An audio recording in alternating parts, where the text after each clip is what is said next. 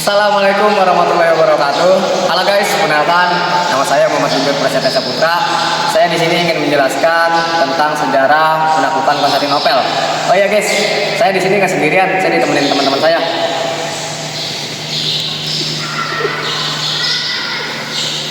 Perkenalkan, nama saya Muhammad Dwi Putra. Perkenalkan nama saya Temi Abdul Putra. Perkenalkan, nama saya Marina Dwi Safitri. Perkenalkan, nama saya Elsa.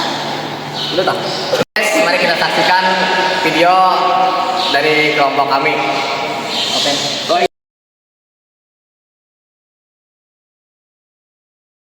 Yolunuz açık olsun.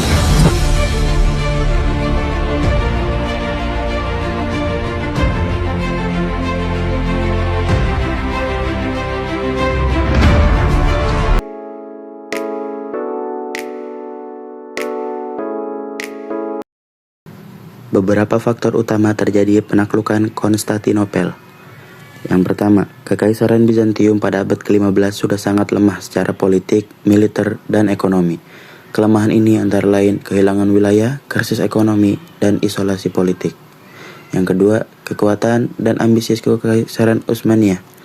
Beberapa faktor utama terkait kekuatan Utsmaniyah meliputi pemimpin yang ambisius, militer yang kuat, kemajuan teknologi. Sultan Mehmed II, pemimpin Utsmaniyah, menggunakan teknologi senjata baru, termasuk meriam besar, disebut meriam urban, yang mampu menghancurkan tembok-tembok tebal Konstantinopel, yang sebelumnya dianggap tegak bisa ditembus. Kondisi internal Bizantium yang rapuh. Kekaisaran Bizantium mengalami masalah internal yang melemah kemampuan mereka untuk bertahan dari serangan eksternal. Krisis politik Kekaisaran Bizantium mengalami pergantian kekuasaan yang seringkali disertai oleh konflik internal yang penyebab kekacauan politik. Perpecahan agama terdapat ketegangan antara Kristen Ortodok Timur yang dianut oleh Bizantium dan Katolik Roma di barat. Kepemimpinan Sultan Mehmed II. Mehmed II adalah pemimpin visioner yang bertekad untuk menaklukkan Konstantinopel. Ia mempersiapkan serangan dengan sangat baik, memblokade kota baik dari darat maupun laut, dan mengorganisasi pengepungan yang efektif. Sultan Mehmed II atau Mehmed bin Murad. Sultan Mehmed II atau lebih dikenal sebagai Mehmed Sang Penakluk, Mehmed the Conqueror, adalah salah satu tokoh terkemuka dalam sejarah Islam dan dunia. Ia terkenal karena berhasil menaklukkan Konstantinopel pada tahun 1453. Yang mengakhiri Kekaisaran Bizantium dan memulai era baru di bawah Kekaisaran Utsmaniyah. Nama lengkap Sultan Mehmed II, Mehmed bin Murad, lahir tanggal 30 Maret 1432 di Edirne, Kekaisaran Utsmaniyah. Orang tua, ayahnya adalah Sultan Murad II, sedangkan ibunya adalah Humah Hatun. Sultan Mehmed II meninggal pada tanggal 3 Mei 1481 pada usia 49 tahun. Di tengah persiapan ekspedisi militer baru, sebab kematiannya tidak pasti, tetapi diduga ia meninggal karena sakit atau mungkin diracun oleh pihak-pihak yang ingin menghalangi ambisinya. Pada awal abad ke-15, Kekaisaran Bizantium yang berpusat di Konstantinopel atau sekarang lebih dikenal dengan Istanbul sudah sangat lemah. Kota ini dikelilingi oleh kekuatan Utsmaniyah yang terus berkembang. Sultan Mehmed II yang dikenal sebagai Mehmed Sang Penakluk memiliki ambisi besar untuk menaklukkan Konstantinopel, yang merupakan kunci geografis dan simbol kekuatan. Mehmed II memulai persiapan untuk pengepungan kota ini setelah naik tahta pada tahun 1451.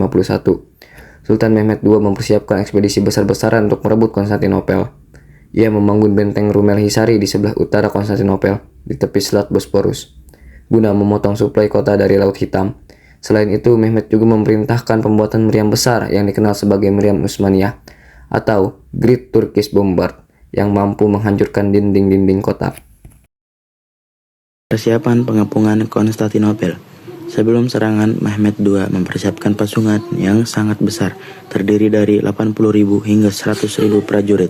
Selain itu, ia menggunakan teknologi militer mutakhir, termasuk meriam besar yang mampu menghancurkan tembok kota yang selama berabad-abad dianggap tak tertembus. Mehmed II mempersiapkan armada laut yang kuat untuk mengepung kota dari arah laut Bizantium. Di sisi lain, berada dalam posisi yang jauh lebih lemah, Kekaisaran hanya memiliki sekitar 7.000 pasukan yang bisa digunakan untuk mempertahankan kota, dan mereka sangat bergantung kepada kekuatan tembok, yaitu sistem pertahanan terkenal yang melindungi kota dari segala serangan darat. Dimulainya pengepungan Konstantinopel 6 April 1453. Pada tanggal 6 April, Sultan Mehmed II memulai pengepungan dengan mengarahkan pasukan daratnya yang terdiri dari sekitar 80.000 hingga 100.000 prajurit. Pasukan ini meliputi unit-unit elit seperti Janissary serta pasukan artileri yang membawa meriam besar yang dibuat khusus untuk menghancurkan tembok Konstantinopel.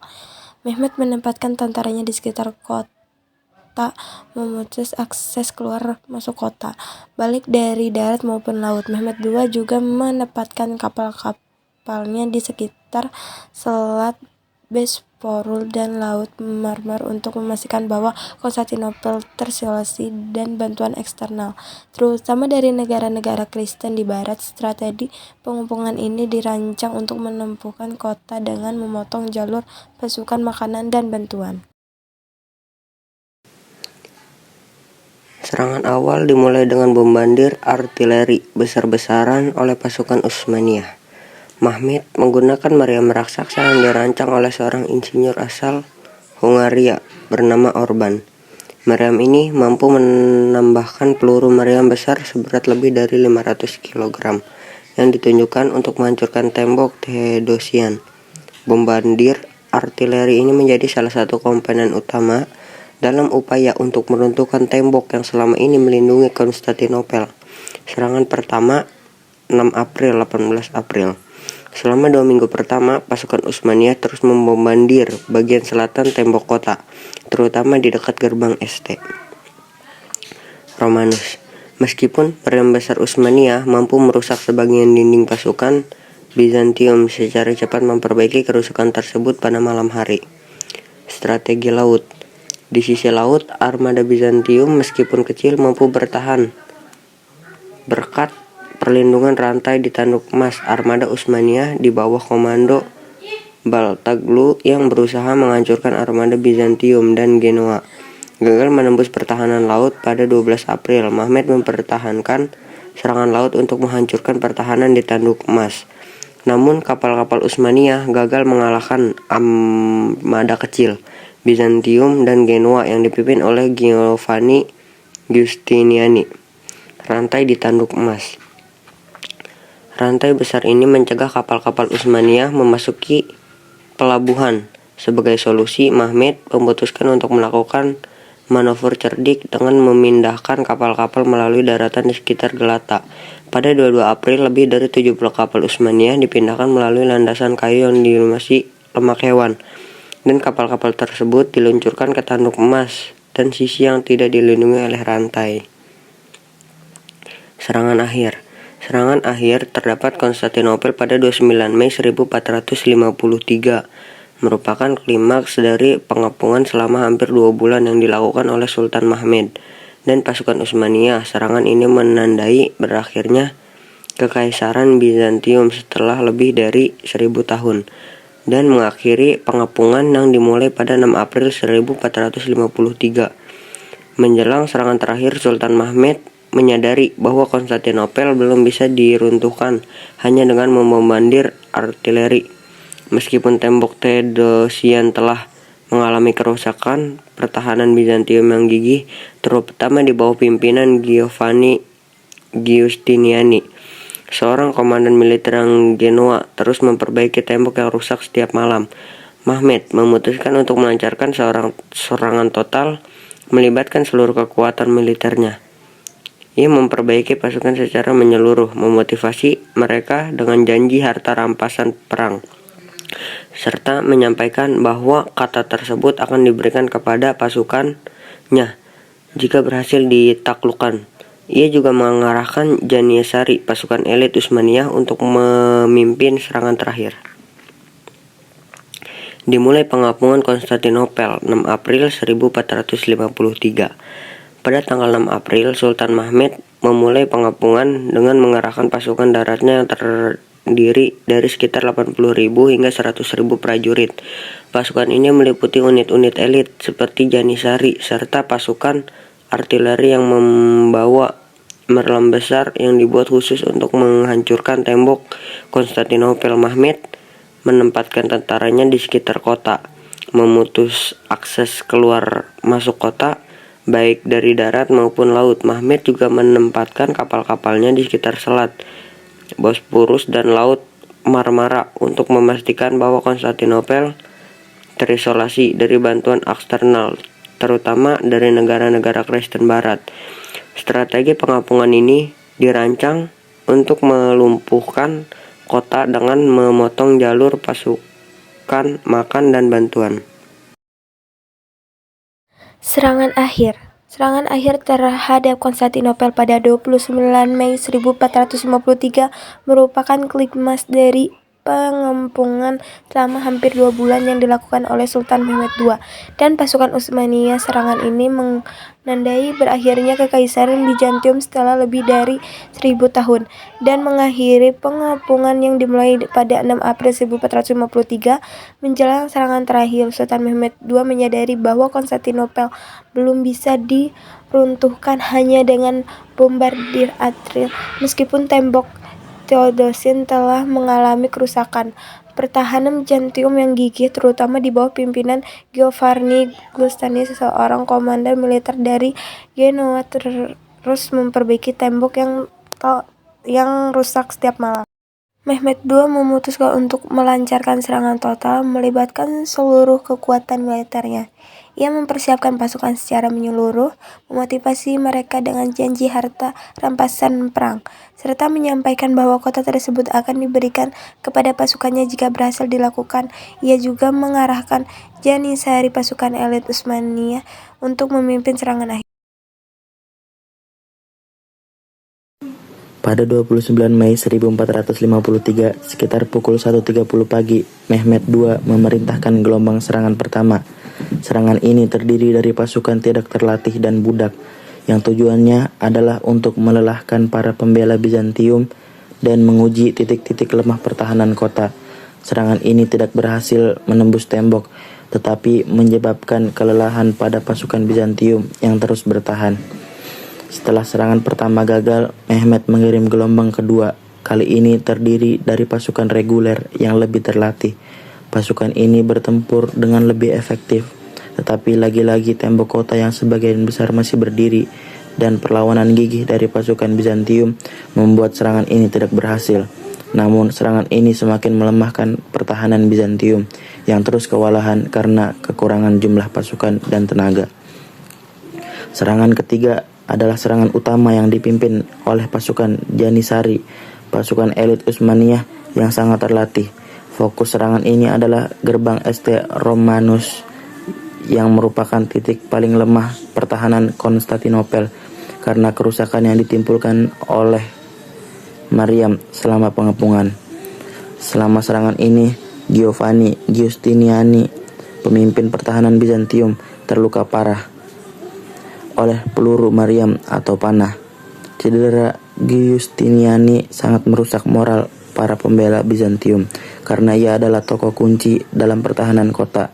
Ketika Giustiniani dibawa keluar dari medan pertempuran, banyak tentara Bizantium mulai mundur. Setelah beberapa jam pertempuran sengit, akhirnya pada pagi hari pasukan Janissary berhasil menembus tembok di gerbang St. Romanus. Di sini pasukan Utsmaniyah menyerbu masuk melalui celah di tembok yang sudah hancur akibat bombardir meriam. Mereka dengan cepat menyebar ke dalam kota. Kaisar Konstantinus VI yang memimpin pertahanan terakhir Bizantium dikabarkan ikut bertempur di garis depan ketika pasukan Utsmaniyah mulai masuk ke kota. Kaisar akhirnya gugur di medan pertempuran dan mayatnya tidak pernah ditemukan secara pasti. Jatuhnya Konstantinopel ke tangan Utsmaniyah. Setelah tembok ditembus, pasukan Utsmaniyah dengan cepat menguasai kota. Pasukan Konstantinopel yang tersisa tidak mampu menahan laju serangan. Rakyat kota yang panik berlarian dan banyak yang mencari perlindungan di dalam gereja-gereja besar seperti Hagia Sophia, yang pada akhirnya juga jatuh ke tangan Utsmaniyah. Ketika pasukan Utsmaniyah memasuki Hagia Sophia, bangunan ini penuh dengan penduduk yang berharap mendapatkan perlindungan ilahi dari serangan. Namun, pasukan Utsmaniyah mulai menangkap dan menawan orang-orang di dalamnya. Mehmed II kemudian memasuki kota dan Hagia Sophia diubah menjadi masjid sebagai simbol kemenangan Islam atas kekristenan di kota tersebut. Penjarahan dan pengampunan. Seperti yang dijanjikan, selama 3 hari setelah penaklukan, pasukan Utsmaniyah diizinkan untuk menjarah kota sebagai hadiah atas kemenangan mereka. Namun, Mehmed II kemudian memerintahkan pengampunan bagi penduduk yang tersisa dan mengundang para pengungsi untuk kembali ke kota. Ia bertekad untuk menjadikan Konstantinopel sebagai ibu kota kekaisaran yang baru dan pusat peradaban Islam. Akhir pengepungan dan penaklukan. Pada sore hari tanggal 29 Mei, Sultan Mehmed II memasuki Konstantinopel yang telah jatuh dan mengklaim kota tersebut sebagai bagian dari Kekaisaran Utsmaniyah. Ia menyatakan bahwa kota tersebut akan menjadi ibu kota baru kekaisarannya dan mengubah nama Konstantinopel menjadi Istanbul. Kesimpulannya adalah penaklukan Konstantinopel pada 1453 merupakan peristiwa penting dalam sejarah dunia yang menandai berakhirnya Kekaisaran Bizantium dan lahirnya Kekaisaran Utsmaniyah sebagai kekuatan besar. Serangan terakhir pada 29 Mei 1453 berhasil karena kombinasi dari beberapa faktor, seperti kelemahan militer dan ekonomi Bizantium, kekuatan pasukan Utsmaniyah yang dipimpin oleh Sultan Mehmed II, serta penggunaan teknologi militer modern terutama meriam. Penaklukan ini sangat penting secara strategis, politis, dan religius, mengubah Konstantinopel menjadi Istanbul, ibu kota baru Kekaisaran Utsmaniyah. Selain itu, penaklukan Konstantinopel juga mengakhiri era kelestinan di wilayah tersebut dan mempengaruhi peta geopolitik Eropa serta Timur Tengah selama berabad-abad.